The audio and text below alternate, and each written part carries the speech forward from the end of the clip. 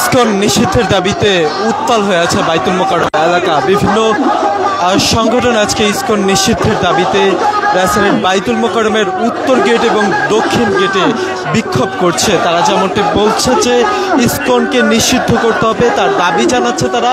এক কথায় আপনারা যেমনটি দেখছেন যে বিভিন্ন সংগঠন কিন্তু এই মুহূর্তে সেখানে দাঁড়িয়েছে এবং উত্তাল হয়ে আছে বাইতুল মোকাররম এলাকা। বিভিন্নভাবে স্লোগান দেওয়ার চেষ্টা করছে যে সকল মুসল্লিরা রয়েছে তারা।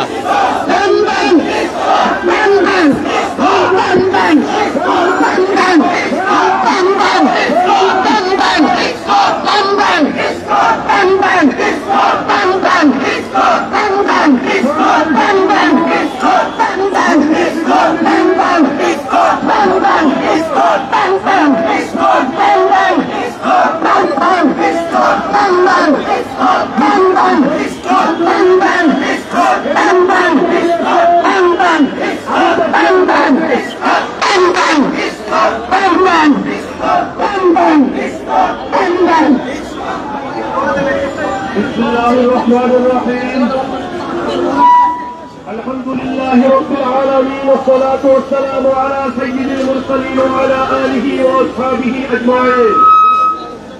প্রিয় ভাইরা, আজ আমরা এখানে এসেছি একটি কারণে।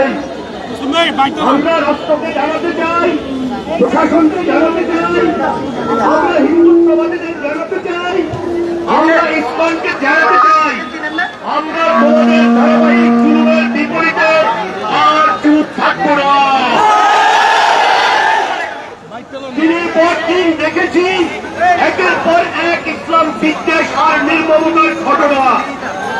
নর্থ সাউথের কোরআন অবমাননা হল, ইউরোপে ইসলাম নিয়ে উদ্ধার হল, গাজীপুরের মেয়েটাকে 13 বছরের একটা নিষ্পাপ মেয়েকে ধর্ষণ করা হলো। নিজের অফিসিয়াল পেজ থেকে অপরাধীর পক্ষ নিয়ে সাফাই গাইল। হিন্দু ইসলামের প্রোপাগান্ডা দেখে মুসলিম মেয়েদের নিয়ে নোংরা ফ্যান্টাসি বানানো হয়।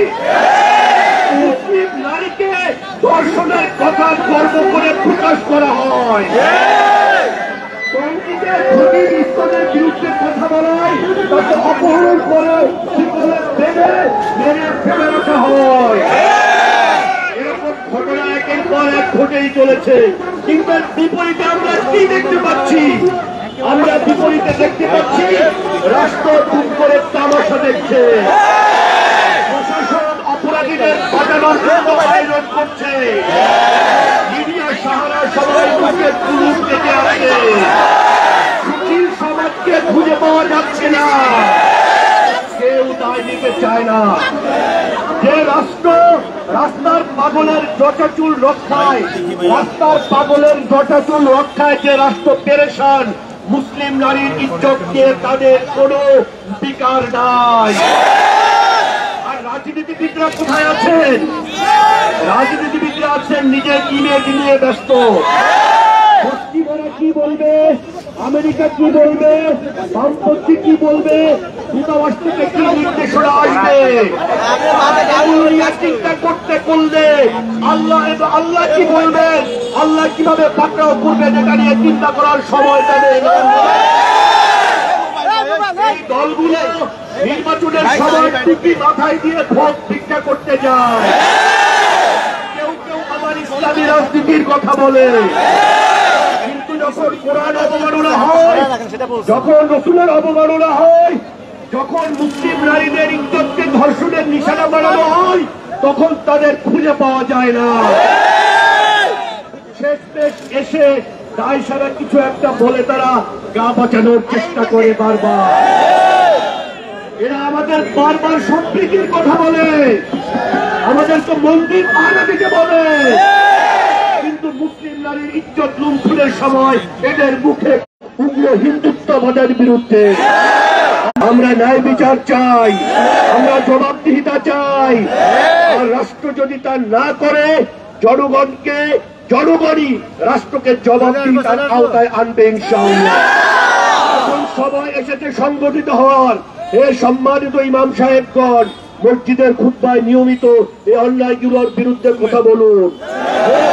হে প্রফেশনাল ভাইয়েরা, নিজ নিজ কর্মস্থলে কথা বলুন।